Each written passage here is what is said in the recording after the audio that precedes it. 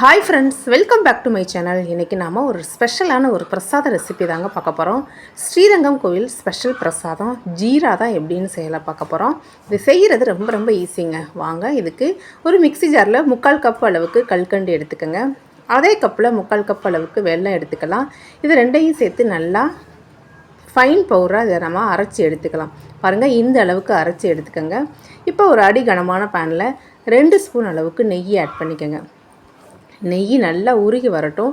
நம்ம எந்த கப்பில் கல்கண்டு வெல்லம்லாம் அளந்தோமோ அதே கப்பில் 1 கப்பு அளவுக்கு ரவை எடுத்துக்கோங்க. அடுப்பை ஸ்லோ ஃப்ளேமில் வச்சுட்டு இதை நல்லா வறுத்து எடுத்துக்கலாம். ரொம்ப செவக்க வறுக்கணுங்கலாம் இல்லை, ஒரு 2 to 3 மினிட்ஸ் மட்டும் இதை வறுத்து எடுத்துக்கலாம். இப்போ இது கூட நல்லா 2 கப்பு அளவுக்கு கொதிக்கிற தண்ணி ஆட் பண்ணிக்கோங்க. 1 கப்பு ரவைக்கு 2 கப்பு அளவுக்கு நல்லா தளன்னு கொதிக்கிற சுடுதண்ணி ஆட் பண்ணிக்கோங்க.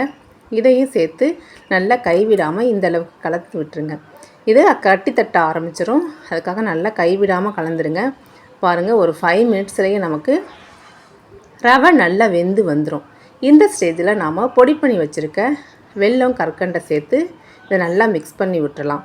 வெல்லம் சேர்த்ததுக்கப்புறம் ஈஸியாக கட்டி தட்டிடும். நாம் இந்த மாதிரி கைவிடாமல் கலந்து விட்டுக்கலாம்.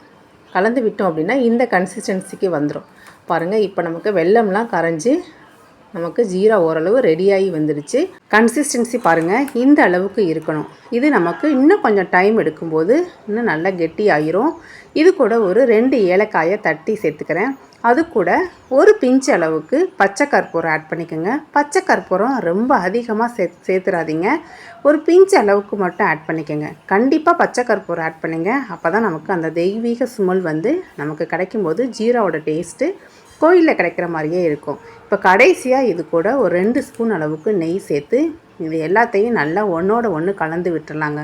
கலந்து விட்டு நம்ம இறக்கணும் அப்படின்னா பெருமாள் கோயில் ஸ்பெஷல் பிரசாதம் ஜீரா சூப்பராக ரெடியாகி வந்துருச்சுங்க. இந்த பிரசாதம் இந்த புரட்டாசி மாதத்தில் ரொம்ப ரொம்ப ஸ்பெஷலாக இருக்கும். கண்டிப்பாக இந்த சனிக்கிழமைகளை ட்ரை பண்ணி பாருங்கள். இது செய்கிறதும் ரொம்ப ரொம்ப ஈஸிங்க. ரவை மட்டும் இருந்தால் போதும், ஒரு 10 நிமிஷத்தில் ஈஸியாக செஞ்சு முடிச்சிடலாம். இந்த வீடியோ பிடிச்சிருந்துச்சுன்னா கண்டிப்பாக லைக் பண்ணுங்கள். உங்கள் ஃப்ரெண்ட்ஸ் அண்ட் ஃபேமிலிக்கு மறக்காமல் ஷேர் பண்ணுங்கள். இந்த மாதிரி மோர் ரெசிபீஸுக்கு ஷீலா எர்னஸ் சேனலை சப்ஸ்கிரைப் பண்ணுங்கள். தேங்க்யூ.